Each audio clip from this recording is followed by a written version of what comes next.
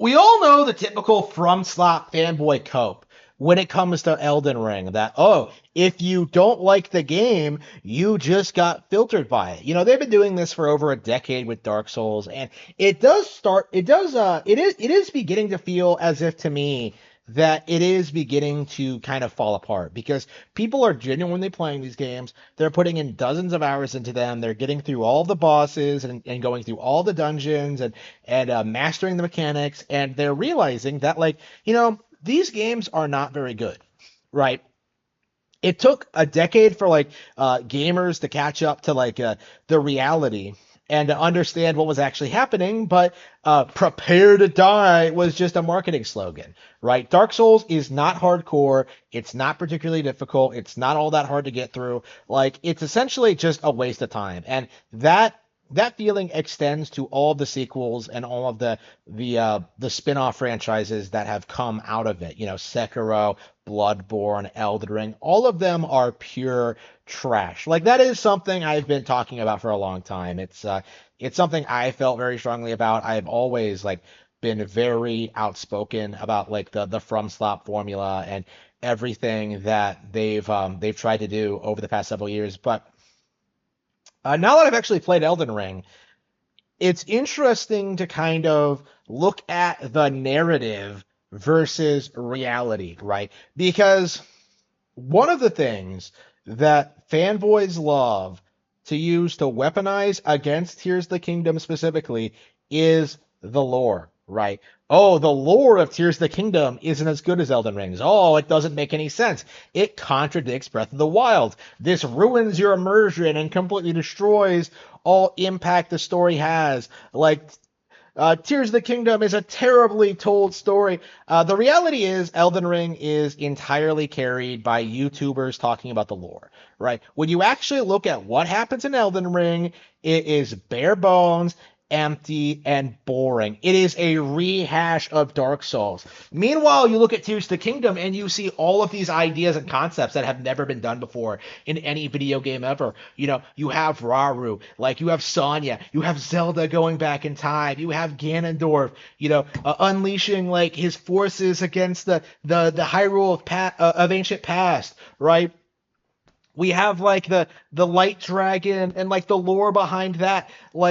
All of it is extremely compelling stuff, and I find myself appalled at the sheer amount of fanboys who try to tell you that all these Zelda lore YouTube videos are coming out saying Tears of the Kingdom is terrible. No, those are clickbait videos. When you actually look at real fan reactions to this stuff, it is overwhelmingly positive. And that's something that it's interesting comparing that to Elden Ring, because if Zelda is good in spite of the audience claiming it's bad, Elden Ring is bad in spite of the audience saying it's good, right? It is like the mirror image. Elden Ring is like the dark world to Zelda's light world, Zelda, where all the good gameplay mechanics are, all the great storytelling decisions, all the great memorable characters, and then meanwhile you have an endless ocean of people in the dark world, just dead bodies just reaching outward Zanzibar, forgive me. You have just an endless amount of that kind of thing in Elden Ring over and over and over and over again. It was shocking just how boring the character designs were in Elden Ring. Oh, it's some guy. Oh, it's some witch. Oh, it's a jar man. What? What? Again, simply comparing Zelda's designs, the Rito, the Zora, the Goron, the Gerudo, each of them have their own distinct culture and personality that just really sets them apart from each other, right?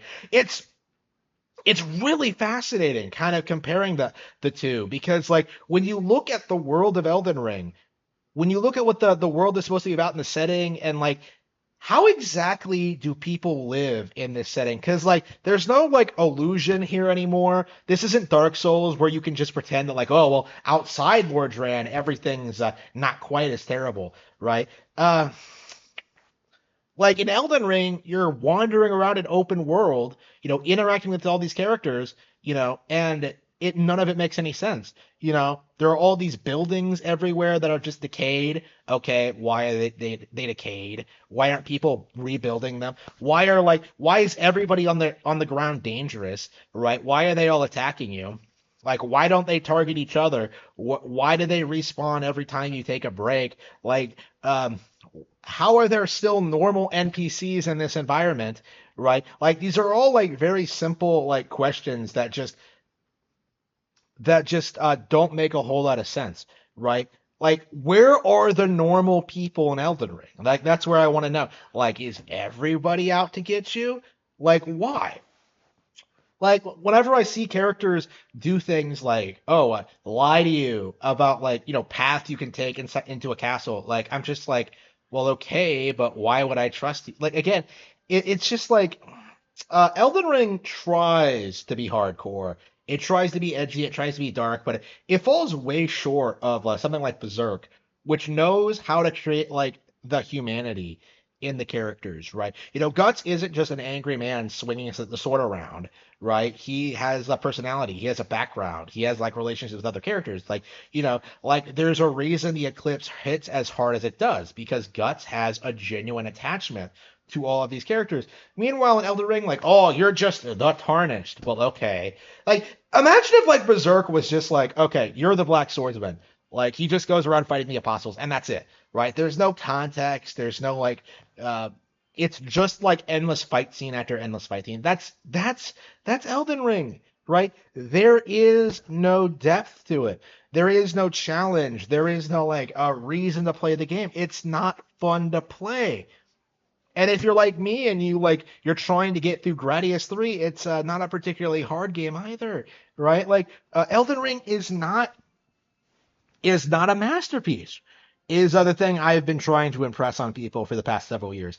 I didn't have to play it to come to that conclusion, but now that I have, I can safely tell you that like yeah, like there's nothing about this game that makes it stick out compared to Tears of the Kingdom, right? Like it is shocking just how much more mechanically complex and how many more things you can do in Tears of the Kingdom, right? Like people love the cry about the mechanics and stuff like that, like the building and like the weapon construction and stuff like that, the fusion and stuff like that. But like that is so much more interesting and like memorable than anything that happens in Elden Ring, right?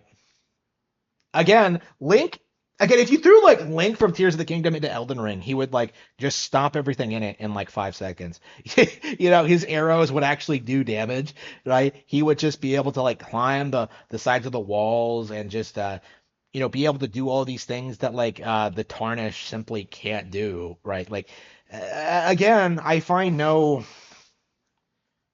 see no reason to think of Elden Ring as anything more than just a flash in the pan relevant thing, like I've compared it to Halo and like Mass Effect in the past, and yeah, it does seem to have that kind of audience, right, where like people are into it because they think it makes them cool.